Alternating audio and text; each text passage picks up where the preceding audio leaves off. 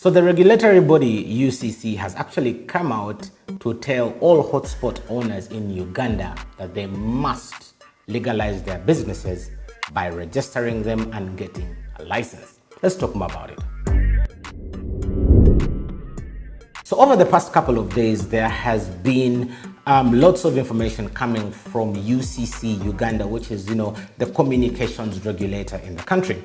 Now, most notably, the one thing that is really on people's minds and on people's hearts is the fact that hotspot owners have been told to legalize their business. Apparently, according to the law, whoever is running a hotspot which is not registered is running it illegally, especially you do not have a license for what you are running.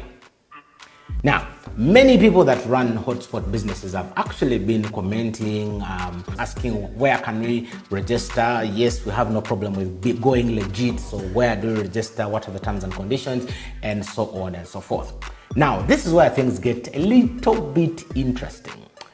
The Communication Authority, which is UCC in this case for Uganda, did actually come out and post out the cost of getting a license for you to operate that hotspot. Let me just put a disclaimer before we go any further into this video. This channel and myself, is here to share knowledge.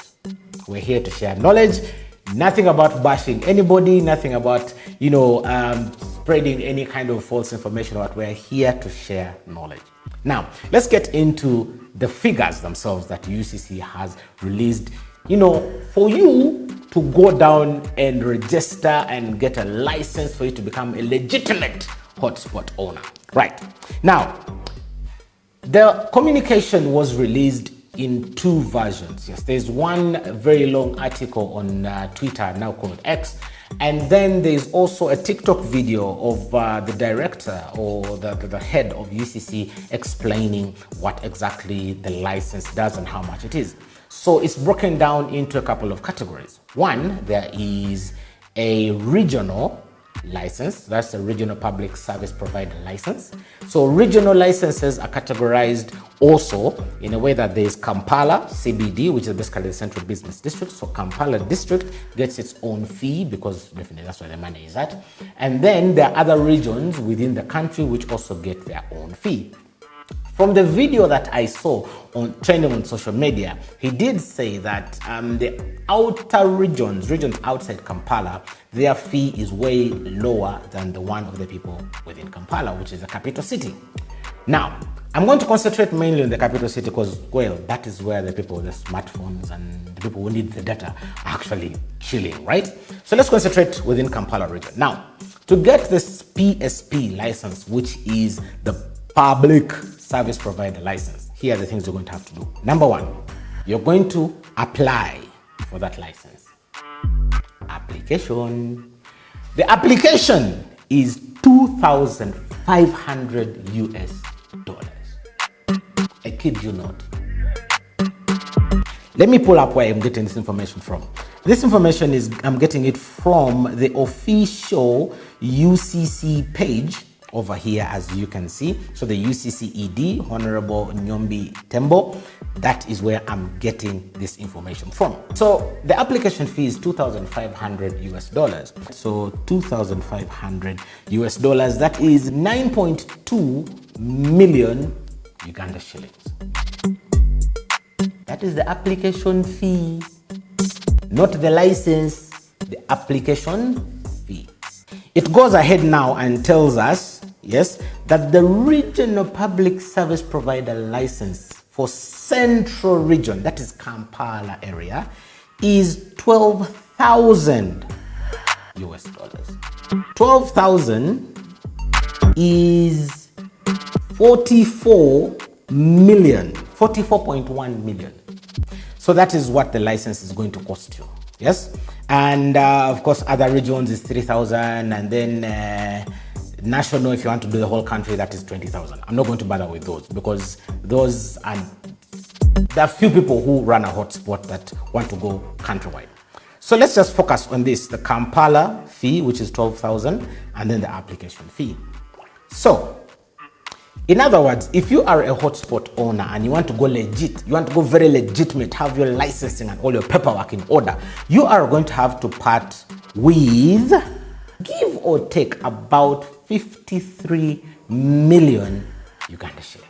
Just go over and see what our brothers in Kenya charge, for the same thing. The application fee in Kenya is 5,000 Kenya shillings. That's 142,000 Uganda shillings. Now, compare the two. Kenyan application is 142,000 Uganda shillings. Ugandan application is 9.2 million. Let's continue. If you look at over here, yes, it says the annual fee. Annual fee. This is what you pay every year. Yes. So the annual fee, what you pay every year for your license as a hotspot operator in Kenya, is 2.8 million Uganda shillings, an equivalent.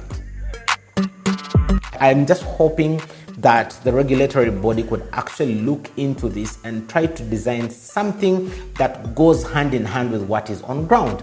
Most of these hotspot owners are owning 4 to 5 routers, 6 routers. These are routers that don't cover more than 100 meters in scale, because most people are using indoor home routers, TP-Links, Huawei, small, tiny routers.